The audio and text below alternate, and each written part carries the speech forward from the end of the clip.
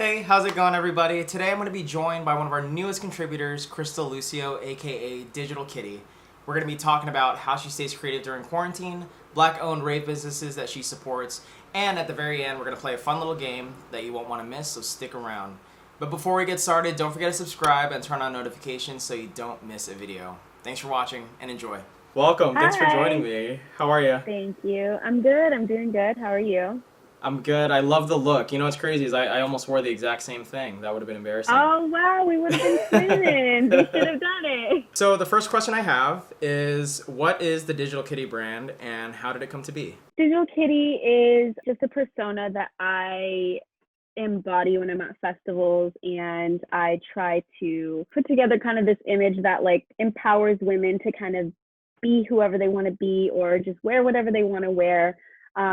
Really kind of individualize yourself and not feel like you have to fall into one specific category. I know a lot of women, especially nowadays, I mean, we're critiqued on everything we do. So Digital Kitty is kind of just to inspire people to kind of be creative and have fun with your rave attire or whoever you want to be. Just kind of go out there and do it. And I love encouraging women and other people, non-women, to do that too. So she started out after I went to Countdown 2018. I started to realize that a lot of people wanted to know where I got my outfits from. I did a lot of thrifting at that time. And so I thought it'd be kind of fun to just, for myself and for my friends, to start an Instagram and kind of list out where I got these pieces and how I come to put together the outfits that I do and what's inspiring about it. My hope one day is to make my own rave attire for all genders and all people. But right now it's just a fun project.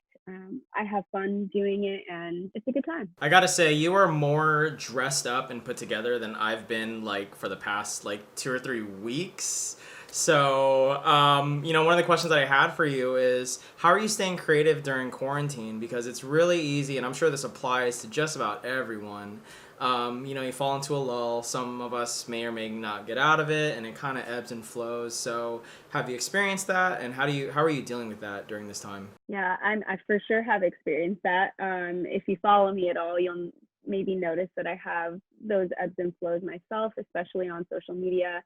But I think you just take it day by day, week by week. What I would say inspires me most to keep creating is if I'm not feeling like I want to create content that week, I won't do it. And I won't push myself to do it because it just feels like a chore. And I want to have fun with it. I want to continue having fun with it.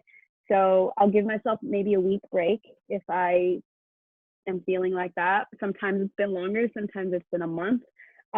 So I would say I give myself that time, and then during that time, I'll just scroll through Pinterest or Instagram and keep getting ideas. And that's how I inspire myself too, looking at other people and what they're doing. And then going shopping, if I'm being honest, is a big inspiration too. It gets me excited. Even if I don't purchase anything, just window shopping and getting ideas for the next few weeks, that's probably what's most helpful too. So I would just say, listen to your body, listen to your mind. If you're not in the mental state to actually put the energy into doing a side project, don't force it. And then during that time, you give yourself some space and some relaxation time. Just maybe go on some apps or Pinterest or talk to some people and kind of get that inspiration again. I've been following your profile for some time, and I noticed that you were very engaged in the anti-racism conversation in the US. I know it's a crazy, crazy topic right now. So just bringing it back to your brand, are there any Black-owned rave or festival businesses that you're a huge fan of, and how could we support those businesses as well? Yeah, there's been a handful. I actually suggest going to Give Me Plur, shop Give Me Plur is their Instagram handle. They have a link of rave inspired or rave clothing places that you can go to that are Black owned. The ones that I would say are my favorite and pretty affordable are Elsie and Fred. They're based in the UK, and the quality of their clothes is, I mean, it definitely reflects the prices that they list. So they're not super cheap, but you can get an outfit for maybe $80, and that's top and bottom. And that's including shipping too. So LC Infrared's a great one.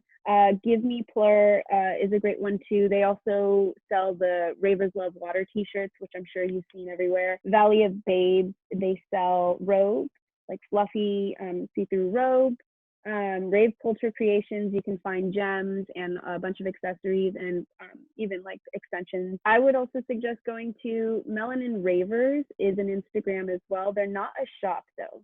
They more so highlight Black ravers, and I would also think Black owned rave shops as well. So that might be a good resource to look into, maybe other Black owned businesses that you'd like to support. But those are my favorites.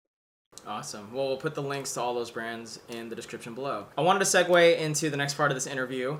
And one of the things I love about your photo shoots and your profile in general is I think you have phenomenal poses. And as a guy, like when I'm taking photos, I don't know how to pose. I feel like there's limited options for guys. So I thought I'd take a page out of the Digital Kittie book and replicate some of your poses, and I wanted you to rate them. So I'm going to send you the first set. Let's start with, this was an easy one. So this is your most recent one. Okay, so that's what you're recreating. Here is my rendition. The wig is What do you think? great. I was actually really proud of this. This came out pretty well. Yeah, it did. And I like that you embodied the edginess, the ripped jeans, perfect touch. The Yeah, wig. you know, my fishnet stockings they were in the laundry, so I had to improvise a little bit. Today. I love it. I love it. That's a pretty good one. Thank you. I would give this 7 out of 10. 7 out of 10. Okay, got it. All right, well, let's up the ante. I thought this one was pretty easy to do. I was feeling pretty sexy. So here's mine. Okay. Is there more than one, or is this the best one? No, that's it. That is the best one. That's And it. you know, disclaimer, I took these right after breakfast, so I really had to cap the height that I was pulling up the hoodie, because normally I've got a six-pack. It just wasn't showing at the moment. Okay.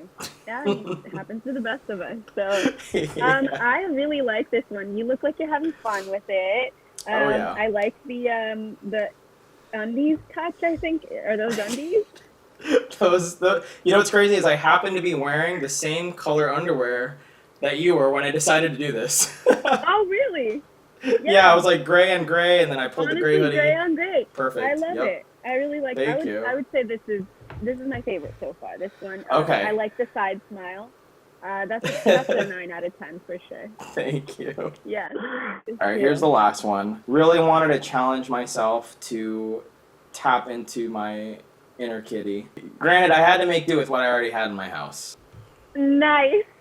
Honestly, I was half expecting a dog leash because I know you just got a puppy. Oh, that's such a good idea. Dang. The belt is a good touch. That's very creative. Oh, yeah. I love that. And you know Thank what? You you. have the pose down, everything. The smile with biting the belt. You did great. Honestly, that's also top. I would say the second one's my favorite, but this is a good one too. Thank you. Well, that means so much coming from you. That is the last photo that I had for you, although I kind of wish I did more. That was so much fun. Comment below which pictures you guys thought, who wore better on those 3 photos. And Crystal, where can people find out more about you and Digital Kittie? Well, of course, my handle on Instagram, which is at digital.kittie, all lowercase.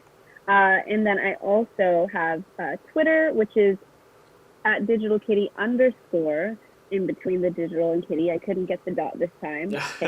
And I will be actually starting a few other projects, YouTube potentially, but that's in the works. So I would say for now, just go and check out my Instagram and my Twitter, and we can be friends and have a lot of fun.